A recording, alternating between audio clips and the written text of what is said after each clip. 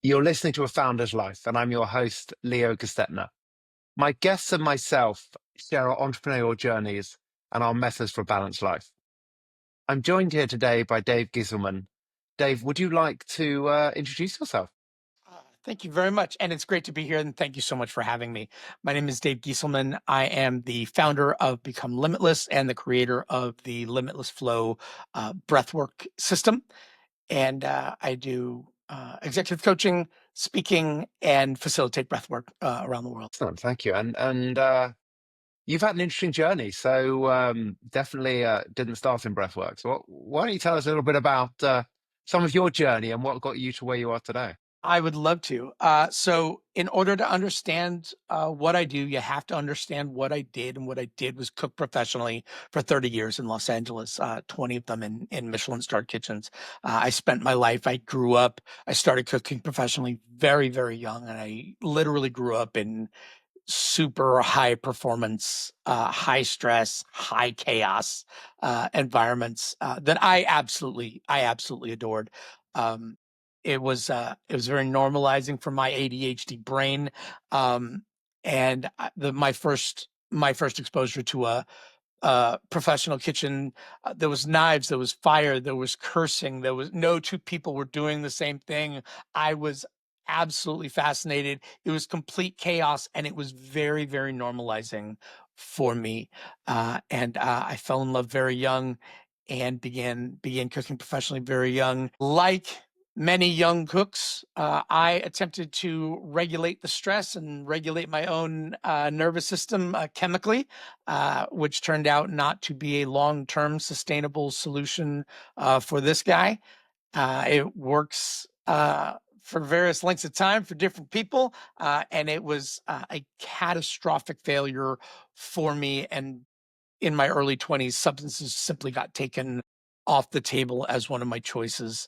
And because I was willing to give up whiskey and cocaine and I was unwilling to give up professional kitchens, I had to find a way to regulate my nervous system and show up powerfully and sharp in high performance environments. And so I went 25 years ago diving into a lay study of neuroscience, flow states, peak performance, transient hypofrontality, breathwork, mindfulness, and meditation. I began studying SEAL teams and extreme sports athletes, just trying to figure out how to how to stack my biology behind my goals and what I was trying to do, because your biology will carry you where your psychology will break. Your biology is millions of years old. Your psychology is a couple 10,000 years old, and your biology will always serve you longer than your psychology. That's a great insight. So where was the most stressful place you worked? Spago, Beverly Hills, Wolfgang Puck's flagship. It was the most competitive. It was the most stressful. It was the one that required the most from me, and it was uh, probably looking back, the kitchen where I grew the absolute most as a person and as a chef. I got to work with some phenomenal people over the course of my career. I've had some amazing teachers. I've had some amazing mentors that I am all grateful for all of them. But as a as a uh, as a painful growing experience goes, the time that I spent at Spago in Beverly Hills, where we saw heads of state and we saw Academy Award winning actors and we saw, presidents, and it was a zero error environment.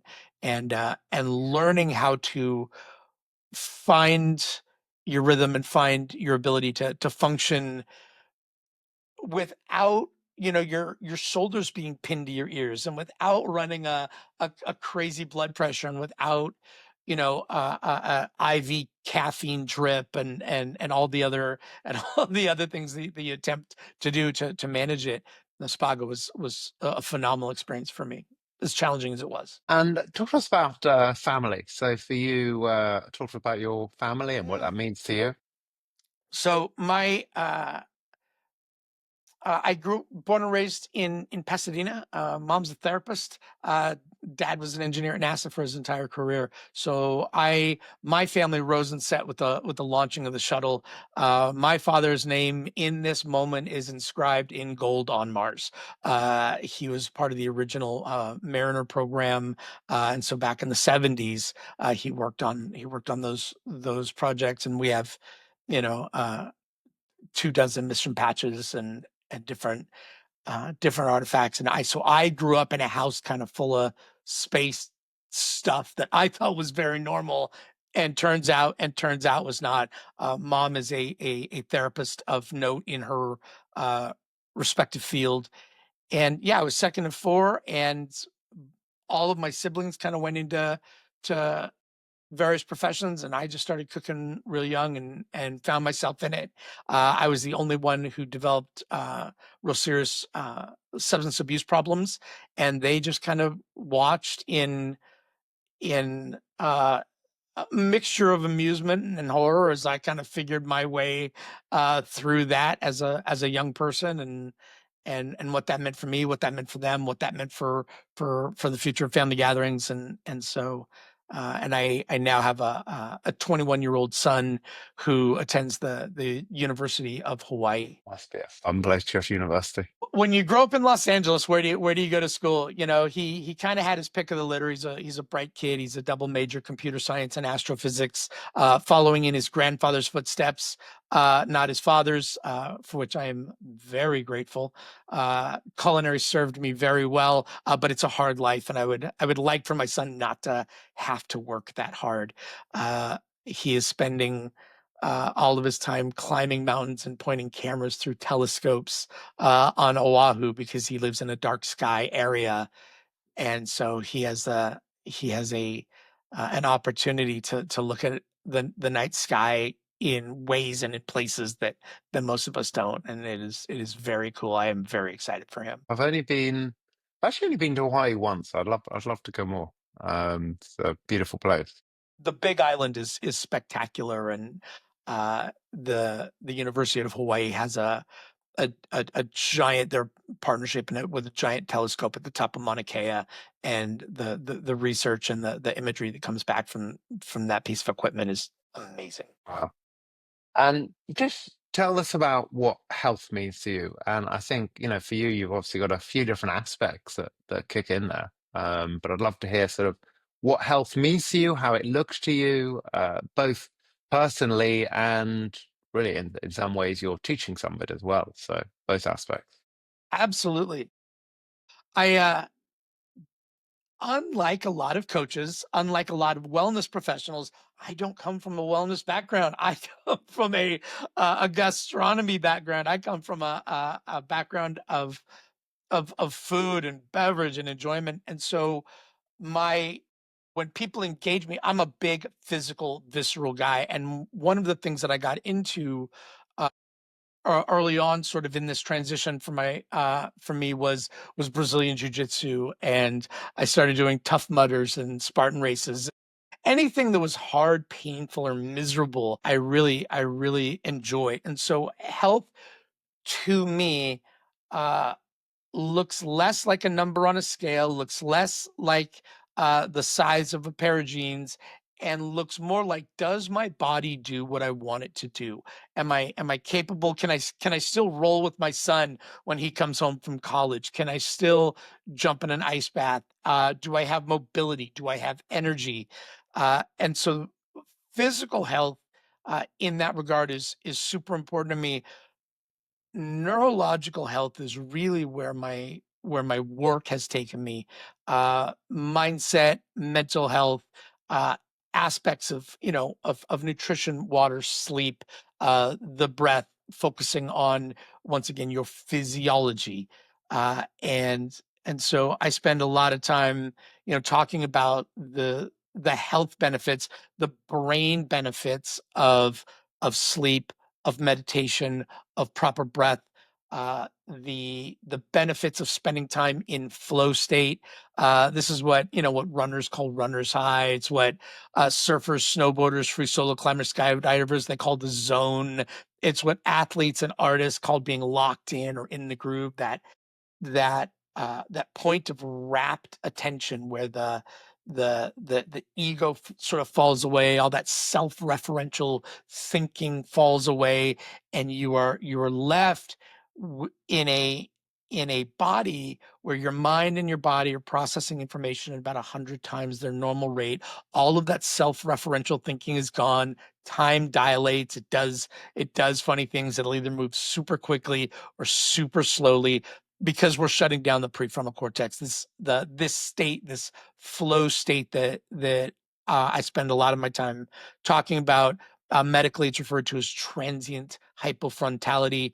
Transient meaning it doesn't last real long. Hypo meaning slower or less than, and frontality referring to the prefrontal cortex. So we are very specifically shutting down the prefrontal cortex. All of that executive function, self-referential ego part of the brain, shutting it down for a really high performance operation. How short, how short a breath work, let's call it breath work meditation, how short do you start? So obviously you do your hour-long sessions. What's sort of a little bite-sized session for you?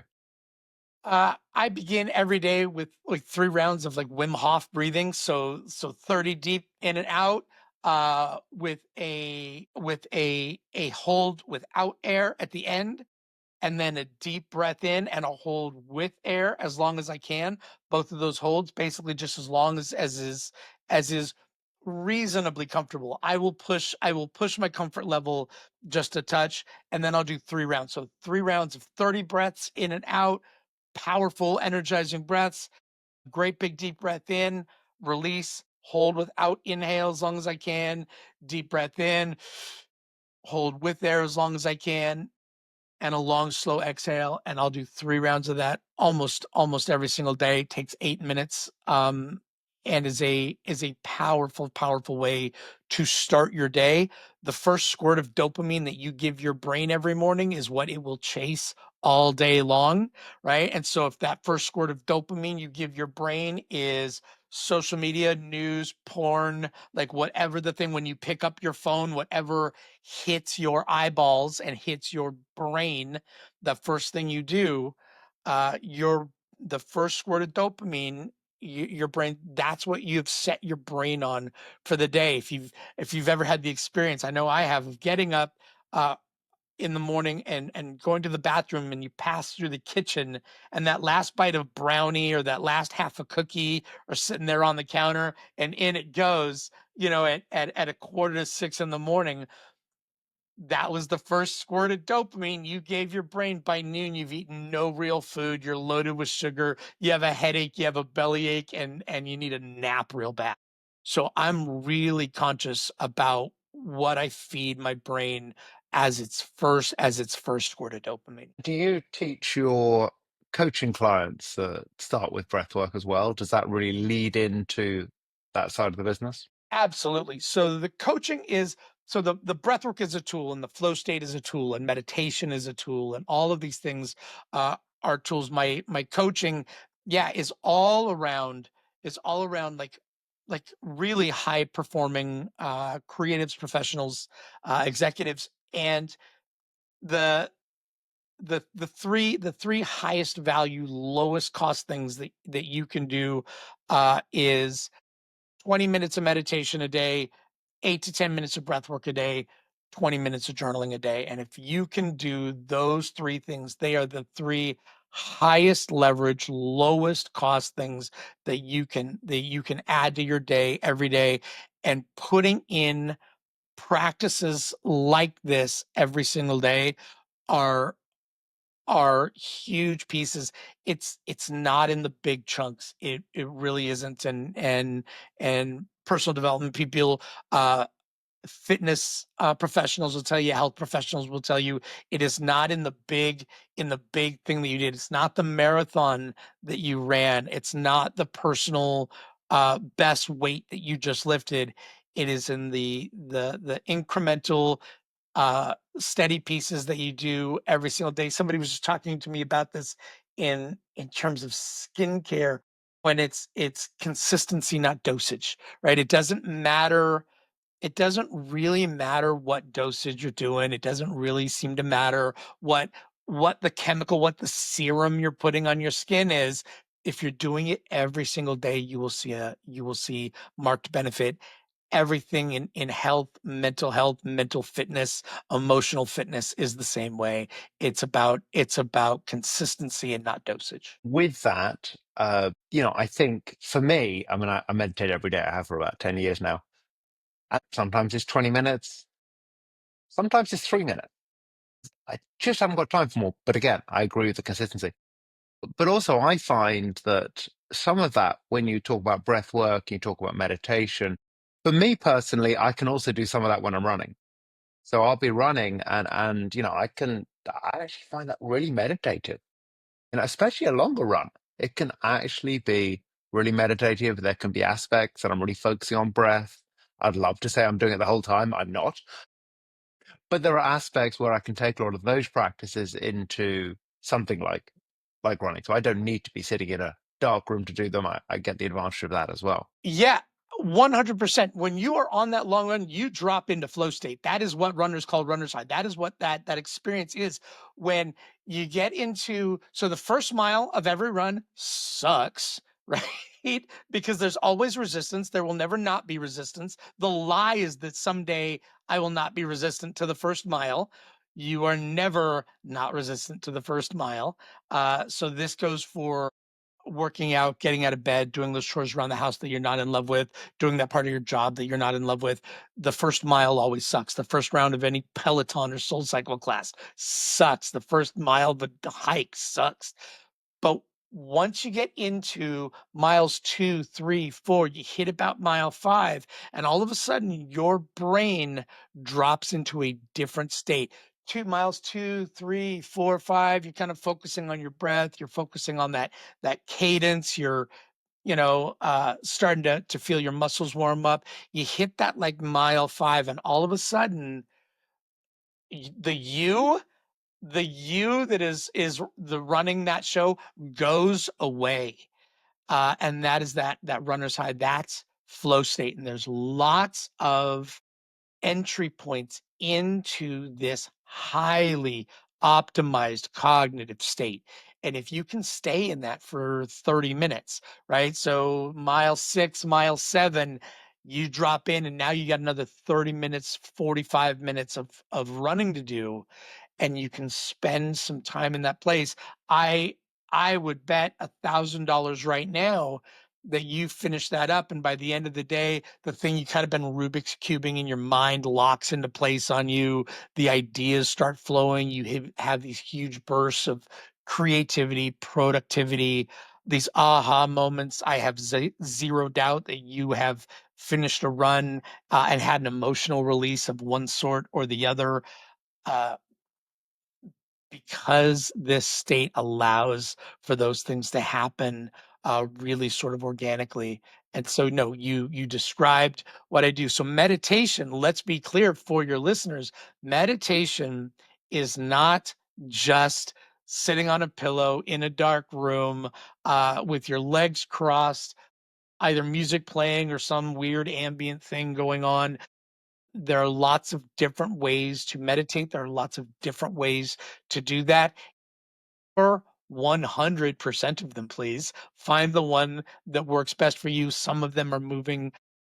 My breath work is really, really effective. The limitless flow session, which is the 90-minute session with the 50 minutes of focused intentional breathing, it is really effective for people who go, yeah, I don't meditate. I can't. I just got this type A brain and I'm always moving. I'm always thinking meditation doesn't work for me. Awesome. How about if you lay down and you breathe your ass off for 50 minutes, and all I need you to do is do what I tell you to do, and breathe, and all of a sudden I'm watching their physiology. I'm watching their bodies as they're laying there. 5 minutes in, their self, their ego is now somewhere else, and they're in a different place. Congratulations, welcome to meditation. I'm excited to join one of your sessions one day. I'm definitely going to come dive in. It sounds like a fun session, and I think One of the first lessons I learned with meditation, I learned originally with Headspace, which I quite like. It's sort of a bite-size, easy, it's a great way to get started. And I loved he talks about, your distractions in whatever form they are. You've got to sort of recognize them and then let them go. But where we often make the mistake is either we focus on the distraction or we try and avoid focusing on the distraction, as in, like, no, I'm not going to let this distract me. No, no, no, no, no. Well, okay, but then you're actually focusing on it. At some point, if you acknowledge it, you can let it go. And we all get distracted. I mean, unless you're a monk, you're probably not going to be able to sit there with zero distractions for 10 minutes, 50 minutes, 3 hours. No, you'll get distracted. That's fine, as long as you can let it go and then move back to your breath. Right. Well, meditation is the art of returning, right? Like, no, you're exactly right. No, we don't get to not get distracted. What we get to do is go, oh, I'm distracted, and come back. There goes my mind, and bring it back. And doing it without judgment, doing it without frustration, doing it without thinking that we're doing it wrong.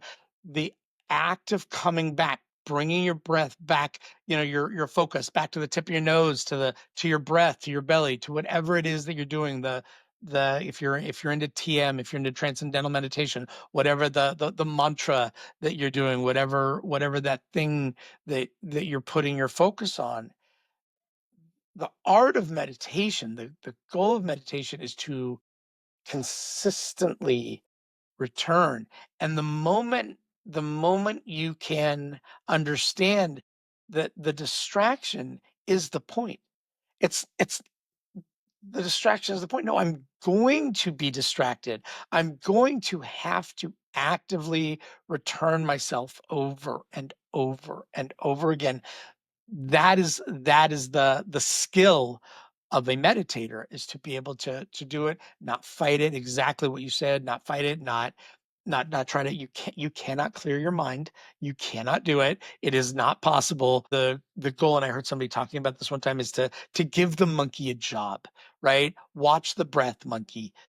Just in and out. I used to live stream a meditation I would do, because I'm fortunate you and I get to live in the same place. And in Venice Beach, I would walk waist deep into the ocean once a week and live stream my meditation standing waist deep in the ocean.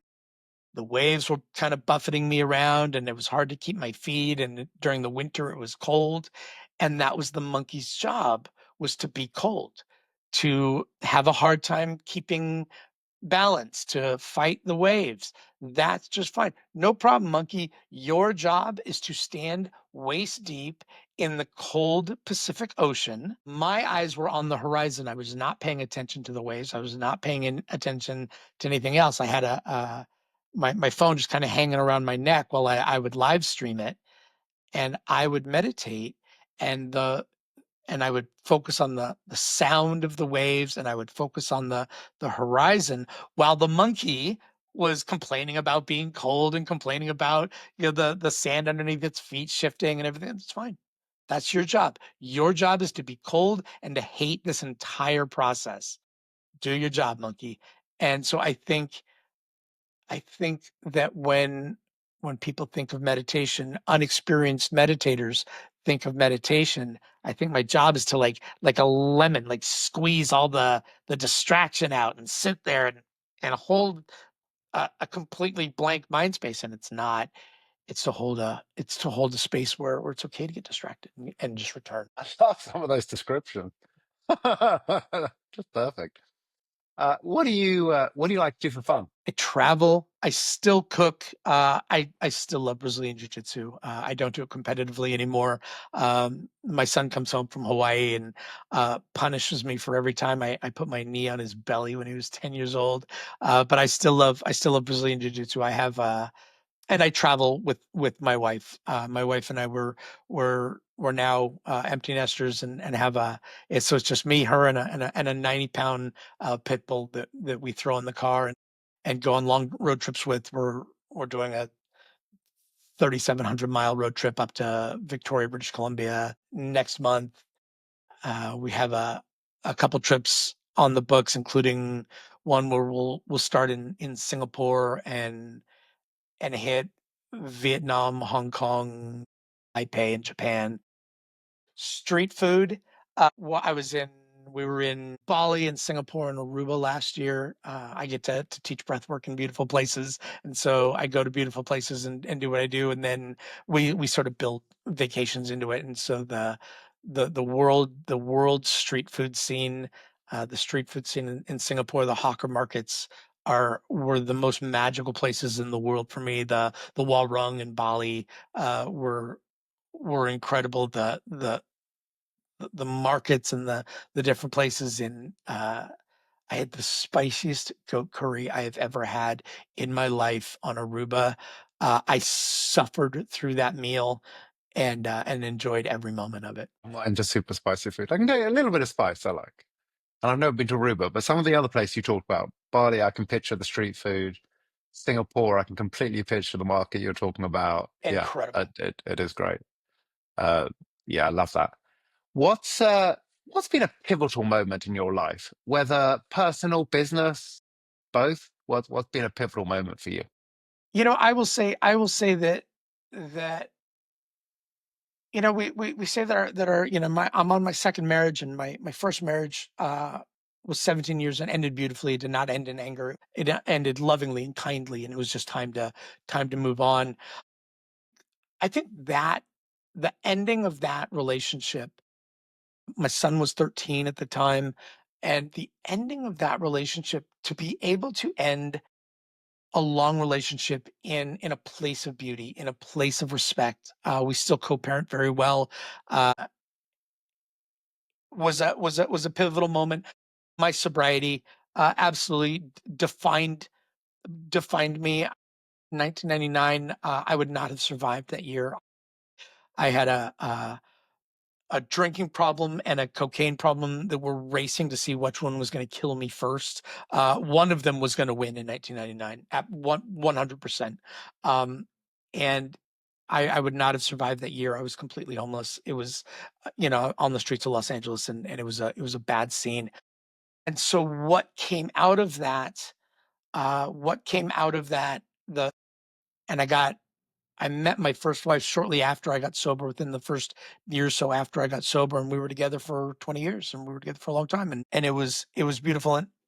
And so my own sort of growth process through that, learning about myself, learning about what was valuable to me, what was important to me, and to be able to have what I call like two successful marriages. It began successfully, it went successfully, we successfully ended it in a way that didn't cost a ton of money, didn't cost a bunch of wrath, it didn't cost a bunch of vitriol, and these things that just flow like poison through your veins.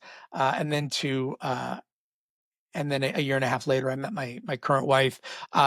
The universe was not screwing around when it put us in the same room. I don't know what happened there, but it was a magical moment. And within 4 dates, she and I realized that this was now what we're doing. We met in 2018, and we this was now what we were doing, and we had a very we have a very fun life, and she is absolutely the partner for me right now, in as much as my first wife was very much the partner for me, for who I was then.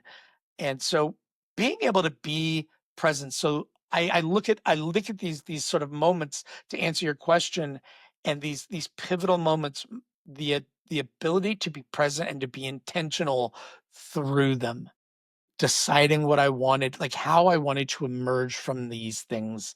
We all have difficult jobs. We all have difficult points in our career. We have difficult points in our relationships, in our personal lives, and being able to lean into them and go, this is not going to kill me. This is not only not going to kill me, but it's also not going to define me. And I get to decide right now in it how I want to emerge from it. And the ability to really kind of consciously and intentionally decide how to emerge from these pivotal moments in our lives is probably what made them as valuable and as life changing to me as they were. It resonates really well with me. It's interesting as I hear you speak, and I've got some pivotal things that have been happening, and actually this year is a year of complete change for me. So it'll be interesting. It'll be interesting to see how the year goes. I'm sure all well with some ups and downs, but it will be interesting to see how it goes. And I often talk about a balanced life, and with this podcast in particular, and people are like, oh, there isn't such a thing as balance. To me, balance is not a it's not a perpetual. No one is perpetually in balance. So the question is, overall, how does a balanced life look for you? It's a great question. Because I'm one of those ones that doesn't believe in balance. What work-life balance? They're both life. They're both, life family balance. They're both life. It's all life. All of it is self-generating. It all defines me. It all changes me. I learned from my travels as much as I learned from my son, as much as I learned from my I had a couple catastrophic business failures, like all of these things. And at the end of that first marriage, it felt very, very much like a failure. And getting to find balance in all of that. What is important to me? So to answer real specifically, like I said, breath work, meditation, journaling are they will give those three things will give you perspective in ways that nothing else will. The breath work will calm the nervous system. The meditation gives you space, and the writing, the journaling will give you the ability to put what is going on in your mind through the lens of language, through the filter of language. The human brain thinks in pictures and emotions. A dream makes sense when you're in it, right? All of the backstory, the plot, everything in a dream makes sense when you're in it. A dream falls apart when you attempt to explain it, right? Because it now has to go through the filter of logic, time, space, all the things. And so it was you and me, and the armadillo was still there, but now we were in San Francisco, but we were on a submarine, and all of it in the dream made sense.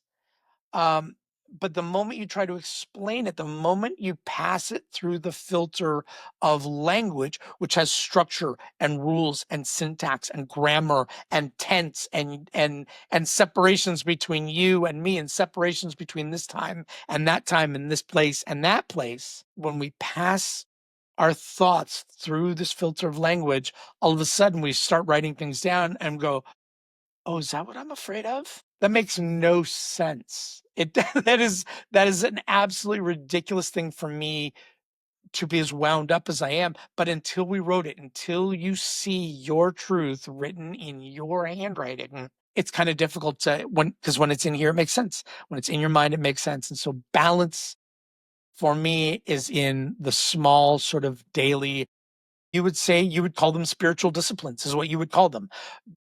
Breath work, centering yourself, meditation, letting your brain defrag for 5 damn minutes, and then writing is clearing the cache, and having it all laid out to make sense.